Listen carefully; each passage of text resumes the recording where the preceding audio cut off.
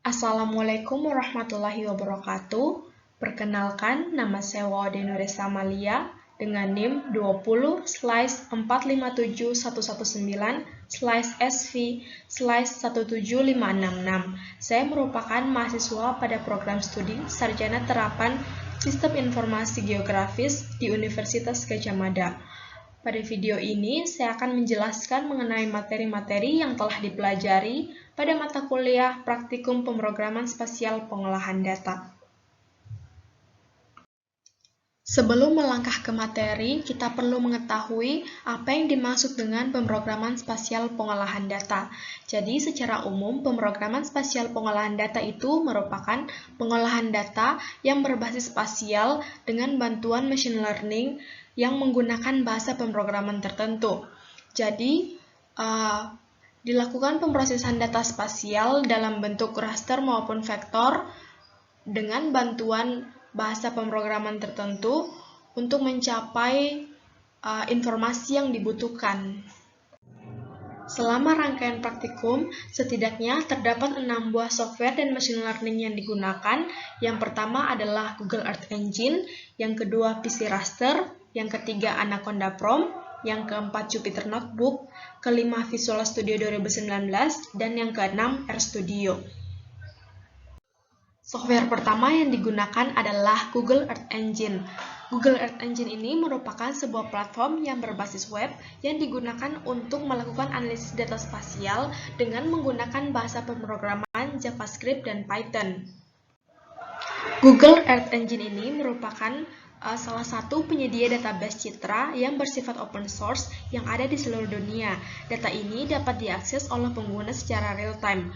Platform ini juga mampu melakukan komputasi dan pemrosesan data dengan sangat cepat. Platform ini dapat diakses pada beberapa browser, contohnya Chrome, Mozilla Firefox, dan Safari. Untuk tampilan interface-nya sendiri, setidaknya terdapat beberapa menu. Yang pertama ada API Reference, yang kedua ada Script Manager, Asset Manager, Search Tool, Imports, Map, Layer Manager, Inspector tab, Console tab, Text tab, Get Link, Save, Run, and Reset. Seperti yang telah disampaikan tadi, Google Earth Engine ini memiliki data-data citra satelit yang cukup lengkap. Contohnya ada citra MODIS, ada citra Sentinel, ada citra Landsat, dan citra-citra lainnya yang sangat dibutuhkan dalam pemrosesan data. Google Earth sendiri memiliki beberapa fungsi atau kelebihan. Yang pertama, platform ini bersifat open source. Yang kedua, memiliki dokumentasi yang cukup lengkap. Yang ketiga, banyak algoritma data processing. Keempat, penyimpanan yang berbasis cloud. Dan yang kelima, kapasitas citra dalam skala besar yang mencapai 1000 terabyte. Namun kekurangannya, yang pertama, harus menggunakan jaringan internet, yang kedua, proses komputasi yang bergantung pada kecepatan internet, dan yang ketiga, tidak mendukung adanya fitur autosave. Pemrosesan data pertama yang dilakukan menggunakan platform Google Earth Engine adalah pengambilan data temperatur permukaan dari citra MODIS. Temperatur ini diambil dalam rentang waktu 15 April 2010 hingga 15 April 2017 di Kabupaten Bantul, Yogyakarta. Dapat dilihat pada grafik berikut tertampil nilai temperatur permukaan di Kabupaten Bantul dalam rentang waktu 2010 hingga 2017, yang dimana hasilnya dalam rentang waktu ini nilai temperatur tertinggi itu berada pada angka 135 hingga 140 derajat Celcius dan nilai temperatur terendah itu berada pada angka 115 sampai 127 derajat Celcius. Hasil ini didapatkan dari ekstraksi spreadsheet yang berisi data MODIS yang diupdate pada setiap 8 hari sekali mulai dari 15 April 2010 hingga 15 April 2017. Pemrosesan lain yang juga dilakukan pada platform ini adalah Supervised Classification. Nah, Supervised Classification ini menggunakan data citra Landsat 8 dengan wilayah kajian batas administrasi Kabupaten Bantul. Dalam prosesnya, data citra dikomposit menjadi false color composite dengan menggabungkan antara band 5, band 4, dan band 3. Hasil dari komposit ini itu memudahkan untuk mengidentifikasi karakteristik penggunaan lahan yang ada di daerah Kabupaten Bantul. Untuk melakukan analisis supervised classification, pertama-tama dilakukan pembuatan training area untuk membuat fitur pada kelas-kelas tertentu. Terdapat beberapa jenis klasifikasi, salah satunya adalah Supervised Classification. Nah, di mana Supervised Classification ini merupakan sebuah klasifikasi yang memiliki arahan analisis, yang dimana pengelompokan dari satu kelas dilakukan berdasarkan penciri kelas dan diperoleh dengan pembuatan training area.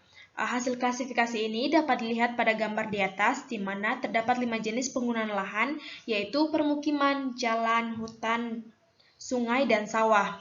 Nah, setiap jenis penggunaan lahan ini memiliki warna yang berbeda untuk membedakan antara kelas penggunaan lahan yang satu dengan kelas penggunaan yang lainnya. Hasil dari pengolahan data juga ini dapat dilakukan ekspor ke perangkat lunak lainnya, misalnya dilakukan ekspor ke perangkat lunak ArchMap dalam bentuk GeoTIFF, di mana hasil ekspor ini dapat diolah kembali untuk dilakukan simbolisasi dan layouting. Pemrosesan data lain yang dilakukan adalah ekstraksi nightlights, NO2, dan slope atau aspek dari citra. Kedua gambar ini merupakan tampilan dari nightlights di Kabupaten Bantul pada tahun 2010 dan tahun 2020.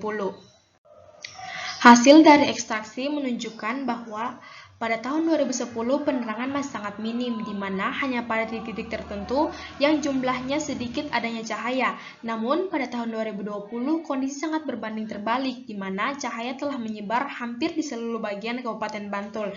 Intensitas cahaya juga sangat baik dan merata. Ekstraksi nightlights ini dapat digunakan untuk berbagai jenis analisis, misalnya analisis ekonomi, yang dimana aktivitas ekonomi pada tahun 2010 dan tahun 2020 sangat jauh berbeda. Intensitas cahaya yang minim pada tahun 2010 menunjukkan minimnya pula aktivitas ekonomi masyarakat, sedangkan intensitas cahaya besar pada tahun 2020 menunjukkan aktivitas ekonomi masyarakat Bantul yang sangat tinggi. Selanjutnya adalah ekstraksi NO2. Pada gambar berikut merupakan kadar NO2 di Kabupaten Bantul pada periode lockdown COVID-19, yaitu dalam rentang waktu Februari 2019 hingga Februari 2020. Gas nitrogen dioksida atau NO2 sendiri itu merupakan sebuah gas emisi yang biasanya berasal dari kendaraan, di mana kadar NO2 di udara yang terlalu tinggi dapat menyebabkan berbagai dampak negatif, diantaranya dapat menjadi hujan asam, kesulitan bernafas, terutama bagi penderita asma, gangguan pernafasan, menyebabkan batuk bagi anak-anak dan orang tua, dan lain sebagainya. Setelah melewati beberapa proses, kemudian didapatkanlah ekstraksi NO2 dari citra satelit pada masa lockdown COVID-19 pada tahun 2019 hingga tahun 2020. Ekstraksi ini itu dilakukan menggunakan citra Sentinel. Hasilnya menunjukkan bahwa pada beberapa kecamatan di Kabupaten Bantul, kadar NO2 masih cukup tinggi, misalnya pada Kecamatan Imogiri dan Serandakan. Beberapa kecamatan ini menunjukkan warna yang lebih terang dibandingkan dengan kecamatan lain, sehingga dari ekstraksi ini itu dapat dianalisis mobilitas masyarakat pada masa lockdown tahun 2019 hingga 2020. Namun, angka ini tentu menurun jika dibandingkan dengan masa sebelum lockdown, di mana mobilitas masyarakat itu masih sangat tinggi, sehingga gas NO2 menjadi ancaman bagi masyarakat, ditambah lagi jumlahnya yang semakin meningkat dari tahun ke tahun. Pengurangan mobilitas masyarakat ini menjadi salah satu faktor untuk mengurangi dampak buruk dari gas NO2. Pemrosesan selanjutnya yang dilakukan adalah ekstraksi slope ataupun aspek. Nah, fungsi dari slope ini itu digunakan untuk perhitungan perubahan maksimum sel sebelumnya. Analisis slope ini digunakan untuk koreksi kalkulasi slope pada saat nilai Z dalam permukaan terhadap perbedaan X dan Y. Untuk aspek sendiri biasa digunakan untuk pengidentifikasian arah lereng. Hasil dari ekstraksi warna hitam menunjukkan nilai elevasi yang lebih tinggi dibandingkan dengan warna abu-abu. Hasil dari ekstraksi aspek ini menunjukkan arah lereng yang ada di wilayah Bantul. Selanjutnya adalah indeks vegetasi NDVI. Indeks vegetasi merupakan salah satu jenis parameter untuk analisis keadaan vegetasi pada suatu wilayah. NDVI sendiri merupakan kependekan dari Normalized Difference Index Vegetation yang merupakan salah satu transformasi yang digunakan untuk identifikasi kerapatan vegetasi, di mana dapat diketahui tinggi rendahnya kerapatan vegetasi di suatu wilayah.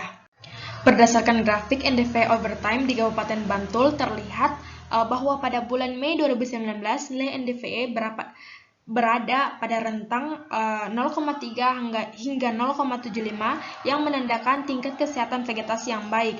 Namun, pada bulan Juni 2019 terjadi penurunan nilai NDVI yang cukup drastis hingga mencapai angka di bawah 0,1. Pada bulan Juli 2019 hingga Desember 2019, nilai NDVI berada pada rentang 0,1 hingga 0,7 dan Januari 2020 kembali terjadi penurunan hingga di bawah nilai 0,1. Hal ini itu dapat dipengaruhi oleh beberapa faktor, misalnya alih fungsi lahan untuk berbagai hal, misalnya permukiman atau penebangan hutan dalam skala besar. Selain itu, untuk melihat indeks vegetasi, hasil transformasi ini juga dapat digunakan untuk kepentingan lain, misalnya analisis kelas penutupan lahan. Untuk indeks vegetasi EVA sendiri itu merupakan sebuah pengembangan dari metode NDVI, di mana metode EVI ini dianggap lebih responsif terhadap variasi struktur kanopi, jenis kanopi, fisiogonomi tanaman, serta arsitektur kanopi. Untuk hasilnya sendiri, menunjukkan bahwa di Kabupaten Bantul itu kerapatan hutannya jarang yang ditunjukkan dengan sedikitnya area yang berwarna hijau. Namun pada sisi kanan AOI menunjukkan tingkat kerapatan hutan yang tinggi. Selain itu, untuk analisis kerapatan, indeks NDVI juga indeks EVI juga dapat digunakan untuk melihat kemungkinan atau riwayat pengalih fungsian lahan pada suatu wilayah. Software kedua yang digunakan adalah PC Raster. Nah, PC Raster ini merupakan sebuah perangkat lunak yang memungkinkan pengguna untuk mengembangkan metode simulasi dinamis pada suatu data. Contohnya itu untuk pemodelan lingkungan dan hidrologi, geografi, dan ekologi. Berdasarkan hasil praktikum sendiri, software PC Raster ini digunakan untuk pemodelan runoff. Untuk software ketiga adalah Anaconda. Nah, Anaconda ini merupakan sebuah open source yang mencakup serangkaian aplikasi, library, dan konsep untuk pengembangan data menggunakan Python. Nah, kelebihannya itu ada beberapa. Yang pertama, software ini bersifat open source, yang kedua mudah untuk dipelajari, dan yang ketiga adalah gratis. Namun kekurangannya adalah kurang populer dan juga kurang dukungan dari multiprosesor. Berikut adalah beberapa contoh hasil pemrosesan menggunakan Geodal, yaitu ada pemrosesan data vektor maupun pemrosesan data raster. Selanjutnya adalah Jupyter Notebook. Jupyter Notebook ini merupakan sebuah open source yang berfungsi dalam pembuatan dan sharing data, misalnya kode, hasil hitungan, teks, dan juga visualisasi. Kelebihannya yang pertama itu mudah untuk mengeksplorasi data, yang kedua mudah merekam data, yang ketiga mudah untuk membagikan data. Namun kekurangannya yang pertama tidak terorganisir, yang kedua sulit untuk bereksperimen, yang ketiga sulit untuk debug, yang keempat adalah sulit untuk bereksperimen.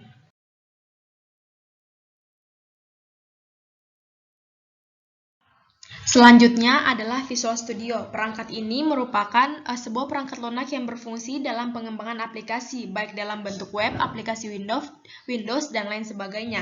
Kelebihannya yang pertama itu mudah mencari konten atau fungsi-fungsi pada IDE, yang kedua mudah memperbaiki kode, yang ketiga live share, yang keempat multi bahasa pemrograman, dan juga framework, dan yang keempat itu gratis. Namun kekurangannya memerlukan kapasitas yang besar, kurang baik untuk pembuatan game, tidak memiliki fungsi pengambilan fitur dari operation system. Software terakhir adalah RStudio. RStudio ini merupakan pelengkap dalam bahasa pemrograman R karena memiliki tampilan yang lebih lengkap dan juga terstruktur yang mempermudah proses analisis dan pengolahan data. Kelebihannya yang pertama memiliki banyak fungsi statistik, yang kedua efektif dalam pengolahan data dan penyimpanan data. Namun kekurangannya menjalankan perintah harus menggunakan script, terlalu banyak komen, dan eksekusi data yang lama. Sekianlah materi yang dapat saya sampaikan, kurang dan lebihnya mohon dimaafkan. Akhir kata, wabillahi taufiq wal hidayah. Wassalamualaikum warahmatullahi wabarakatuh.